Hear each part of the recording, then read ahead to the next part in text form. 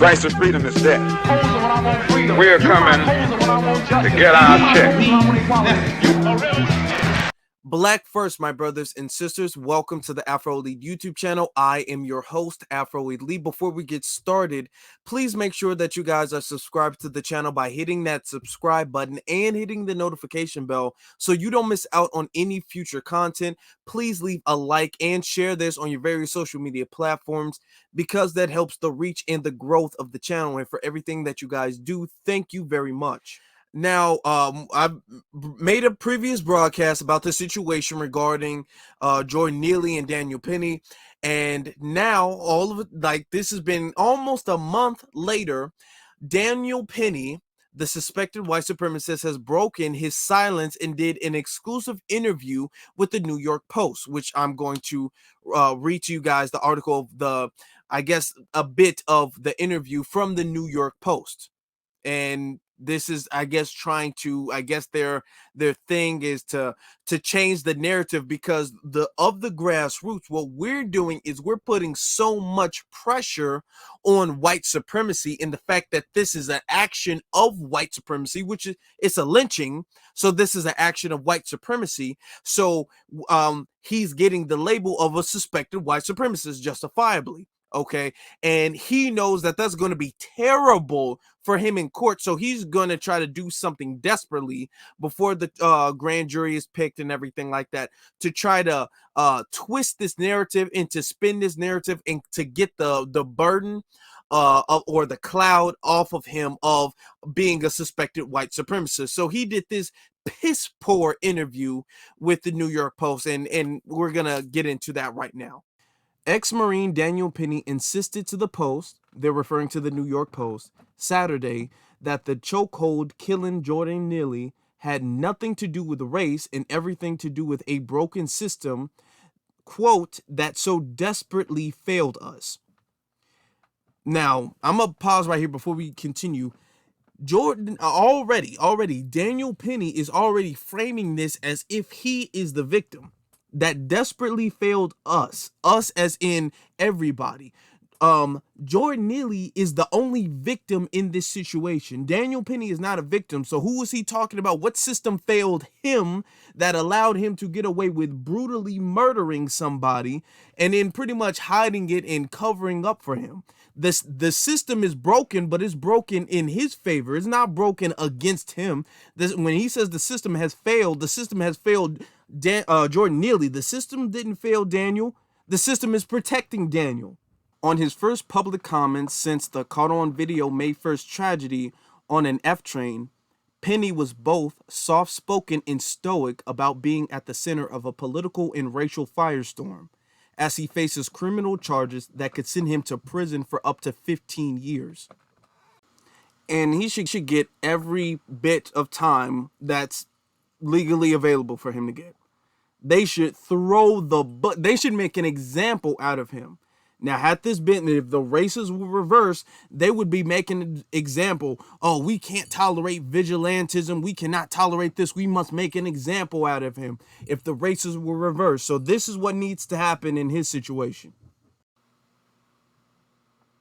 Quote, "This had nothing to do with race," said Penny, 24, sitting under a gazebo at Agao Park in Babylon, not far from the Long Island beaches where he grew up surfing. Like anybody gives a damn where he grew up surfing, but they just had to throw that in. This is them trying to humanize him. Oh, he's not far from home where he grew up surfing. Dressed in black slacks, a blue beat-up jacket, and beat-up Vans sneakers, Penny did not flinch when asked about Neely, a black 30-year-old mentally ill homeless man. Well, he didn't flinch. What was he supposed to do? Run away in fear? Why they say he didn't flinch? Like, he's so brave. He killed him. Well, okay. And then here's a quote from him. "I judge a person based off their character. I am not a white supremacist." Well, that sounds exactly like something that a white supremacist would say. It continues, quote, "I mean, it's a bit comical. Everyone who's ever met me can tell you, I love all people, I love all cultures. You can tell by my past and all my travels and adventures around the world. I was actually planning on a trip through Africa before this happened. Okay, first off, when he says it's a bit comical, actually, nothing is comical. You strangled somebody to death. There is nothing at all comical about this situation at all. You just said, I'm not a white supremacist. And then your follow-up statement is saying that it's a bit comical. If you find humor in the fact that you strangled a helpless homeless man to death, then maybe you are a white supremacist, because that's something a white supremacist would say. Yeah, I'm not a white supremacist, but this situation is kind of funny if you think about it. That's something a white supremacist would say. Okay? And then this man just took the I have a best friend and put it on steroids. This man said, I travel the world. I was going to go to Africa. Apparently, that, ladies and gentlemen, you are hearing it now. That is the new I have a black best friend. My best friend is black card. They just took it and they multiplied that by 1,000. I'm actually going to Africa, as if that's, for whatever reason, means that you can't be racist. Because racist people don't go to Africa, don't you know? He is not a vigilante, Penny said, quote, I am a normal guy. And I guess with the exception of the fact that normal people don't just kill random people on the subway. Besides that, I guess he might be a normal guy. Who knows? The confrontation on the train began after Neely allegedly began yelling at other strap hangers and throwing trash. Okay, first off, I don't like the way they worded that. There was no confrontation. Penny did not confront Neely. He snuck up behind him and put him in a chokehold. That's what happened. There was no confrontation. He didn't try to de-escalate anything. It didn't escalate into a physical altercation. Somebody snuck up from behind somebody and strangled them. That's what happened. And there was multiple witnesses that said that Neely, for the most part, was pretty much ranting to himself. He was not yelling at anybody else. He was just ranting about how he was hungry and how he didn't have any water and food. That's it. Penny said he could not go into detail about the events that transpired because of his pending case, but he indicated it wasn't like, quote, anything I'd experienced before. So I guess he indicated, quote unquote, that he never murdered anybody on the subway before. Quote, this was different. This time was much different, Penny said. He paused and said again, this time was very different. Penny's attorney, Thompson Kenoff, of the Manhattan law firm Razor and Kenoff, said that the fellow F train passengers will back up the client's account. Now, here's the thing that they all say. The fellow passengers, but they're not giving the names of the actual witnesses. So all of these alt-right, these white-wing people who say, well, the witnesses say, now we can't confirm, we have to conceal the identity of the witness that confirmed this. So there is actually no proof. I don't believe that, because in the situation when we first heard from the witnesses were saying that Neely wasn't doing anything. The witnesses were saying that Neely was not threatening anybody. The witnesses said multiple times that Neely was not a harm to anybody. He was just doing pretty much what I guess is normal for people on the New York subway. So all of a sudden, now here comes the right wing that says, oh, everybody on the train was just terrified of Jordan Neely. Everybody on the train was in fear of their life. That's all. I'm just letting you guys know that now. That's what you're going to hear when you hear from the right wing, that there's these witnesses that don't want to announce their name, and there's no verification if they were actually witnesses or if the source is telling the truth about what the witnesses claimed. But they claim, just take their word for it, they claim that Jordan Neely was terrorizing everybody on the train. Okay, now keep in mind that he just said he was not a white supremacist. Now he's going to start talking exactly like a white supremacist. Now, check this out. Quote, I can tell you that the threats, the menacing, the terror that Jordan Neely introduced to that train has already been well documented. I don't think it's going to even be controverted. There are numerous witnesses from all different walks of life who have absolutely no motive to do anything other than to recount what actually happened. They are uniform in their recollection of events. end quote. Now, here's the thing.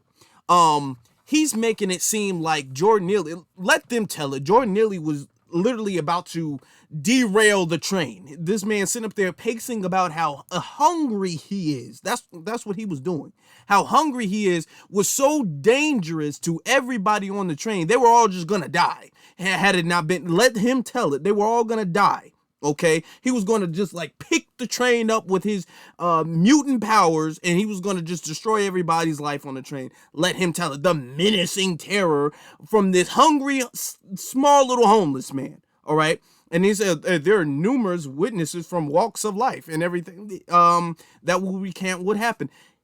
We've already heard from several of the witnesses, and a lot of the witnesses told Daniel Penny to stop. A lot of the witnesses said, you're going to kill him. Get off of him. He was ignoring the witnesses. He was like, yeah, there's no actually reason to lie. See, what they're going to do is the alt-right and the white media, especially the right-wing media, they're going to cherry pick quote-unquote witnesses, and I'm doing the quote-unquote because they're not even going to be able to confirm if they're witnesses or not. So for the most part, I would assume that they're lying. But even if they weren't, they're going to cherry pick certain witnesses that's going to say, oh my God, Daniel Penny was acting like a hero. I was so in danger. I didn't know what Jordan Neely was going to do. I was afraid he was going to kill me with his machete that he had in his pants or something. They're going to say that, as if Jordan Neely was out there terrorizing anybody by complaining about how he hadn't eaten and hadn't drunk any water in a long time. That's what he's going to say. He just said, I'm not a white supremacist, but this black man was menacing and threatening because he was black. He can't quote anything at all that Jordan Neely had actually did to make him threatening or to make him menacing, but he's going to say, oh, the terror and the menacing behavior that was introduced. The only terror on that train was Daniel Penny. Continuing, Penny said he was coming back to Manhattan from school and was en route to his gym on West 23rd Street when the chaotic encounter erupted. By chaotic encounter, you mean somebody just murdering somebody. That's what they mean. Continuing, it says he did not want to name the school where he was studying architecture. He is now taking classes remotely. His school should expel him. At the very, very least, should spin him. He should be suspended from his school. He is on trial, or not in, yeah. He's being charged for second-degree manslaughter, which should at least be second-degree homicide, murder. That's what it should be. Talking about, I didn't want to name the school. What school is allowing this murderer to still attend? That's what I want to know. And they're talking about, yeah, he was on his way to the gym and all this. No. This is the New York Post trying to humanize Penny. That's what this is. Continuing, quote, I was going to my gym, Penny said. There is a pool there. I like to swim. I was living in the East Village. I take the subway multiple times a day. I think the New York transit system is the best in the world, and I've been all over the world. Penny seized Neely around the neck and dropped to the floor as a second and third man tried to restrain him further, according to witnesses in the video of the fatal encounter. The city medical examiner ruled Neely's death a homicide, noting he died due to, quote, compression of the neck, that's a chokehold. Now, all this, yeah, I was going to the gym, I like to swim. No, that does not matter. They would not be doing this. First off, they wouldn't be having an interview if Daniel Penny was a black man. They would not be having an interview.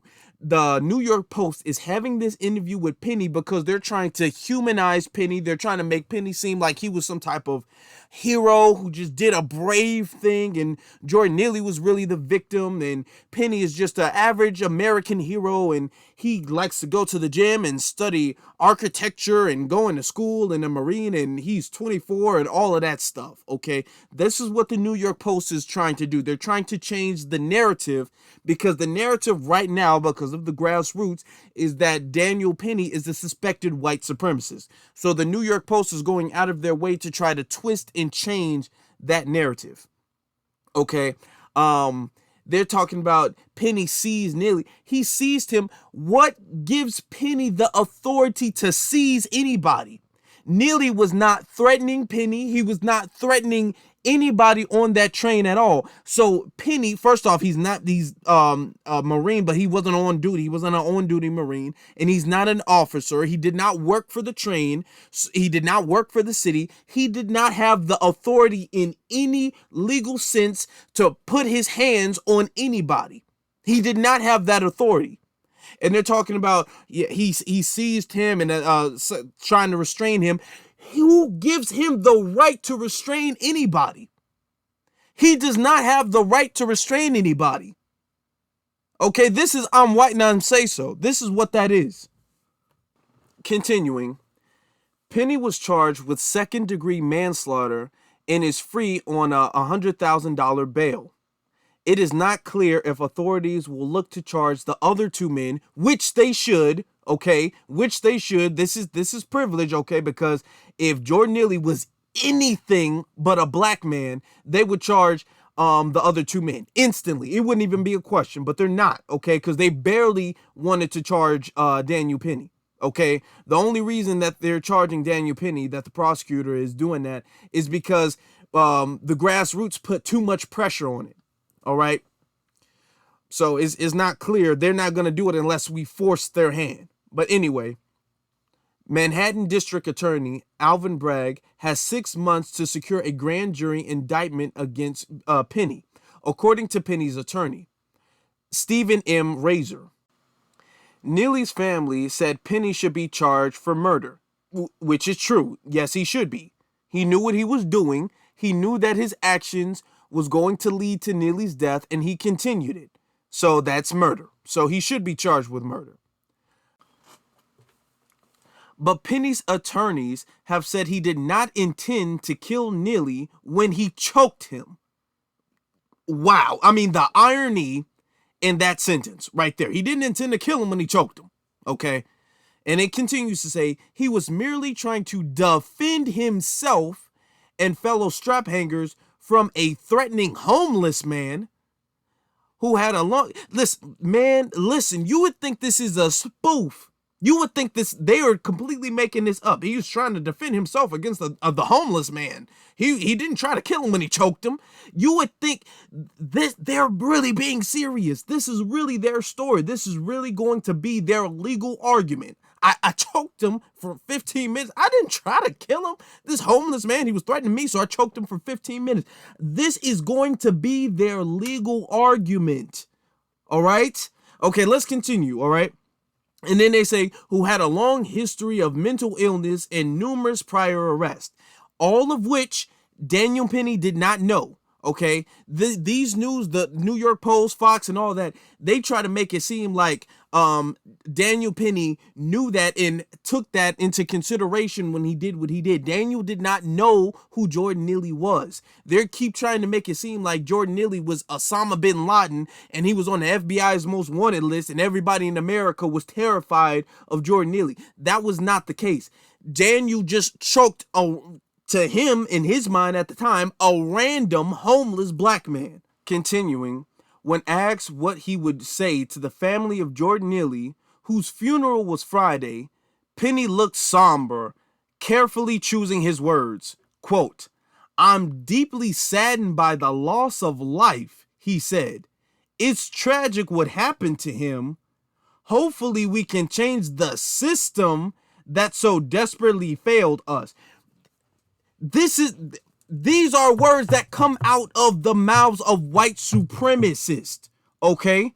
This man is acting as if he was not there when Jordan Neely died. Oh, I'm saddened by the loss of life. The life you took, the life he took. It's tragic what happened to him. It's tragic that you killed him.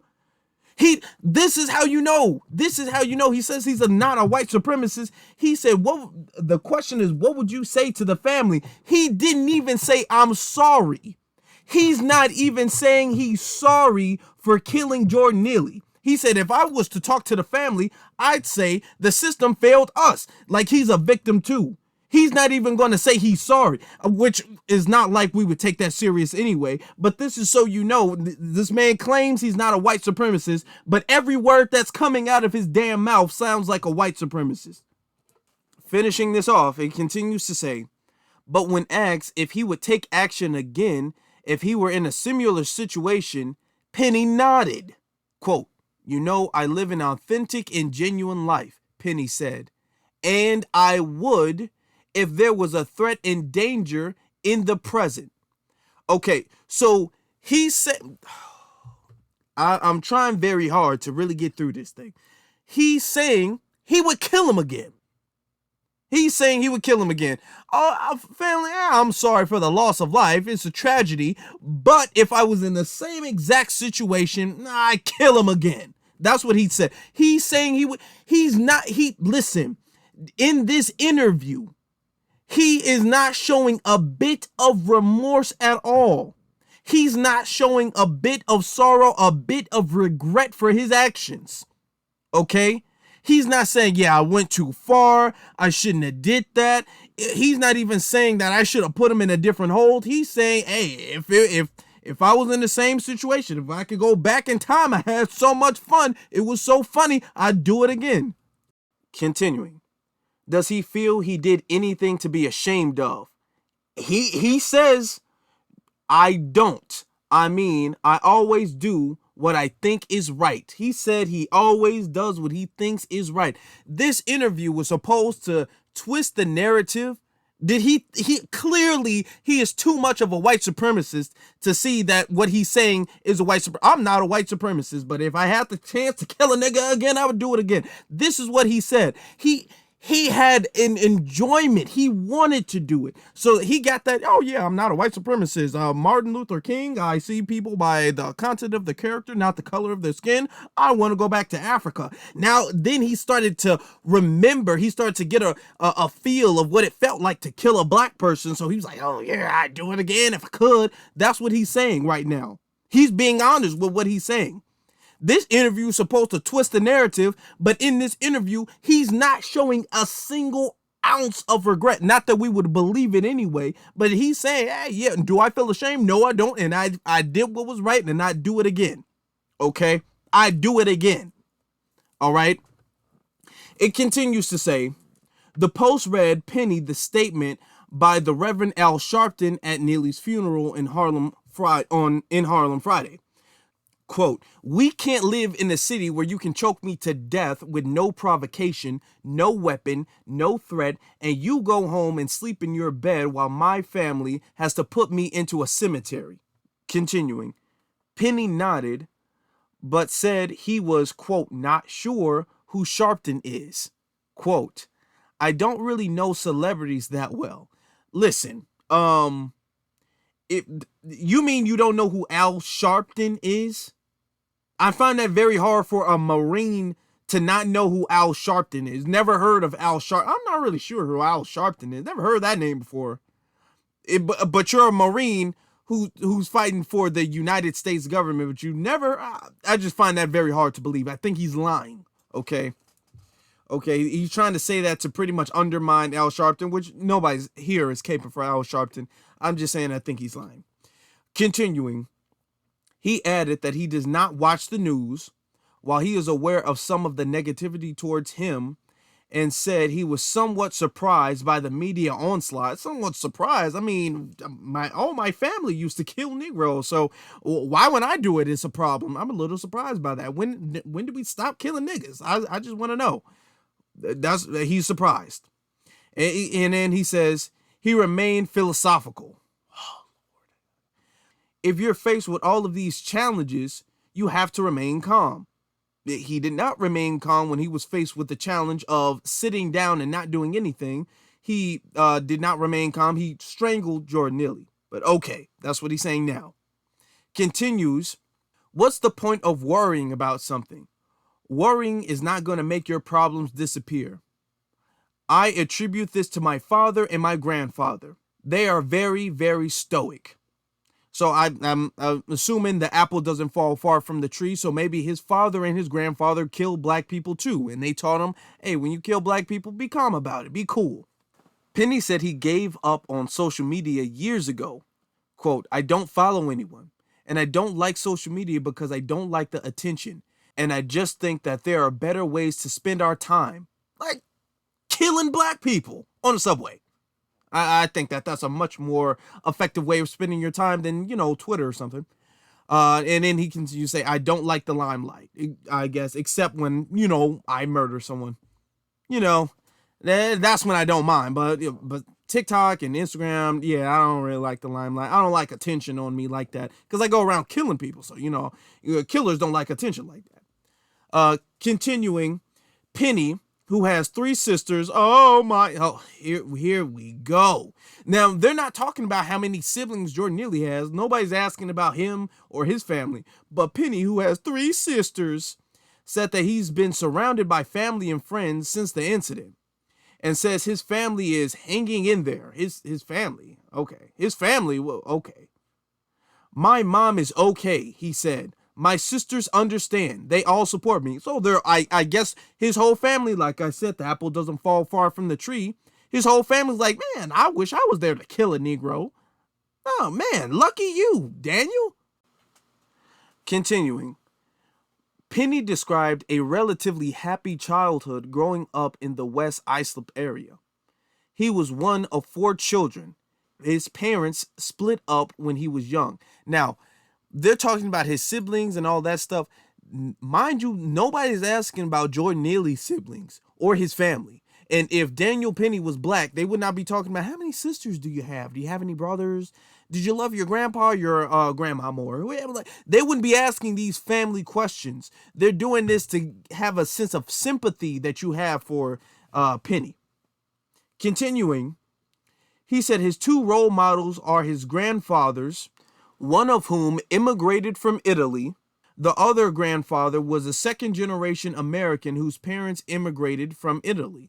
So, okay, I guess both of his parents are from Italy. You know what I'm saying? So they came over here probably in the Homestead Act, probably with the Homestead Act, you know what I'm saying?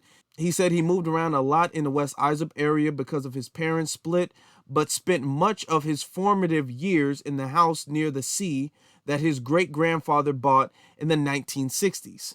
Quote, my grandfather was raised there, Penny said, and then my grandfather and my brothers were raised there. And then my father and his brothers were raised there. And then me and my sisters were able to grow up there. I'm very thankful. It is a beautiful house near the water.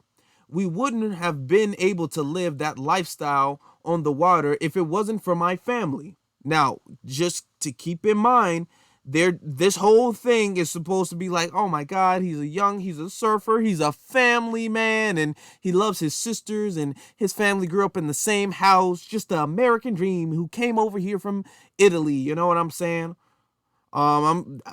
Let's ask, they were Italian, right? Were they a part of the mafia? Did they kill people? Did they commit crimes? Because it seems like murder is something that the family passes down very easily.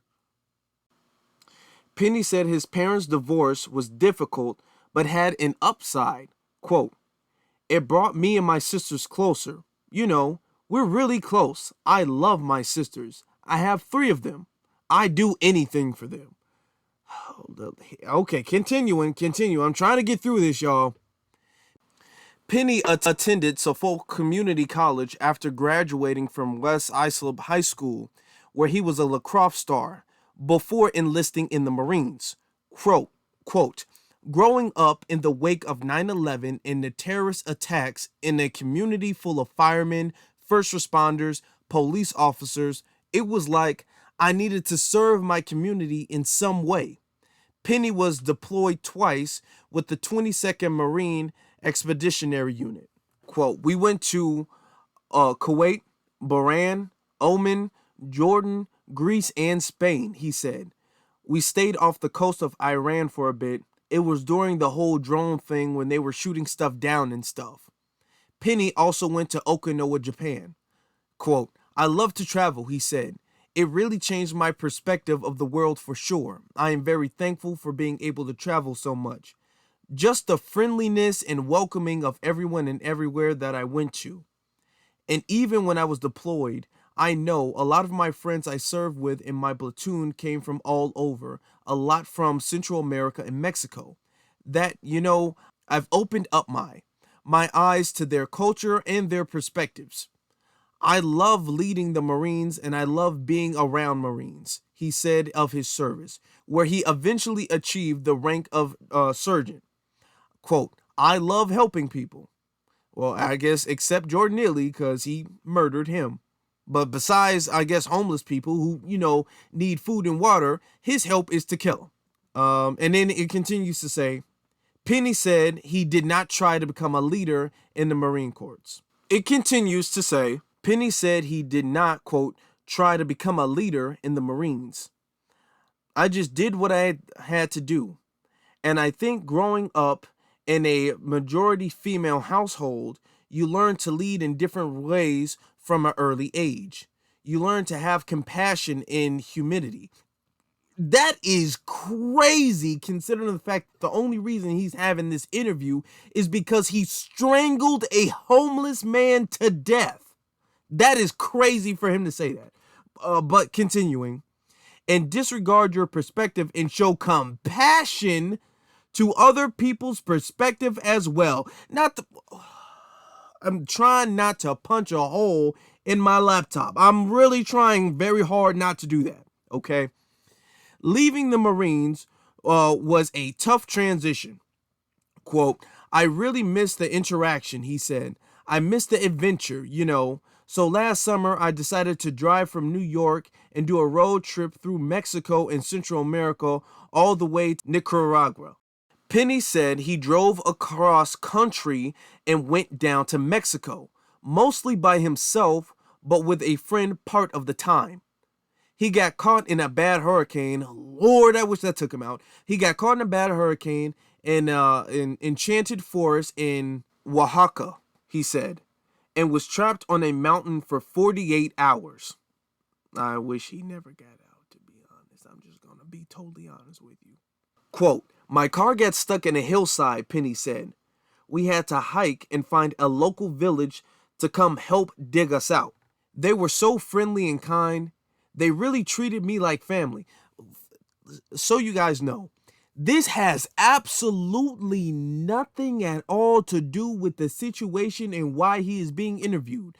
They are only saying that to say, look at the crazy adventures he goes on. He's such a cool guy. He travels the world, goes to Mexico, and he meets so many friendly people. Don't you just love him? This has absolutely nothing to do with the situation with Jordan Neely. Not at all. All right?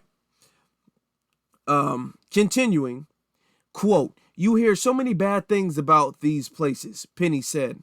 I just wanted to see for myself, and thankful I was proven right that these people were always welcoming and friendly and treated me like family everywhere. Penny said he was sitting in a coffee shop in Guatemala last year when he said he, quote, suddenly felt overwhelmingly at home. Man, if they don't get out of here with this BS, I swear to God, man, nobody wants to hear about his life story. Yeah, I travel the world and everybody's just so friendly to me, so nice to me and everything like that. I don't know where this rage to kill people, I don't know where that came from. But everybody's just so nice to me. I love everybody. So they're trying to make it seem like this is such a warm-hearted individual when just a couple paragraphs ago, he said that if he could do it again, he would kill Jordan Neely again. Quote, I was in Antigua, Argentina, in a coffee shop, and I was just kind of overwhelmed by the sense of home, even though I couldn't be further from home, So I just attributed that, obviously, the locals there. They were very welcome, and also the structure I was sitting in. It was where I decided I wanted to study architecture and maybe help inspire other feelings of home for other people. Penny said he owes his calm demeanor to his many days on the water and said he planned to surf Saturday afternoon after the interview and blow off some steam. Yeah, because Because killing Negroes, just murdering black people, can stress a man out. You know what I'm saying? Being called a white supremacist, even though that pretty much seems justified, can stress you out. I'm the one, I'm killing people. Let me blow off some steam, because killing black people, that takes a lot out of you. Let me go surfing. If this is not the definition, after this interview that you're having with me, because I murdered somebody, I'm going to go surfing to, blow off some steam. If this is not America, if this is not the definition of white supremacy and white privilege, this is a clear case of it. I can't tell you what else is. This man is on trial for manslaughter, which should be murder, and he's saying, yeah, I'm having an interview. I was in a coffee shop studying architecture. I'm still in school. They didn't suspend me from school. I'm not expelled from school, but, I have a day off, so I'm just going to go, just surfing, just casually. I'm just going to go surfing because, it's cool. Continues to say, quote, I've been surfing my entire life, he said. Growing up on the water, growing up at the beach, it's what my father and grandfather did too. Thank you guys for bearing with me. Thank you guys for bearing with me, because it was hard for me. It was hard for me to get through it, but I did it because we definitely need to expose the New York Post, expose the Daniel Penny and all of that stuff. Thank you guys for listening, and I want to know what you guys think about that. What do you think about the situation? What do you think about the interview? What do you think about the video? Let me know in the comments section below. Please let me know, because I want to hear what you guys have to say about this. Don't forget to subscribe to the channel. Hit that notification bell too. That's important, so you don't miss out on any content. Share, leave a comment, share, leave a thumbs up. Like I said, share this on Twitter, Facebook, whatever the case is, to a family or friend. Also follow me on my various social media platforms, which is at Afro Elite on Instagram and at the Afro Elite on Twitter. And with that being said, my brothers and sisters, thank you for being here. Thank you for bearing through this horrific interview. B1 salute to every single last one of you all, and you all have a good one.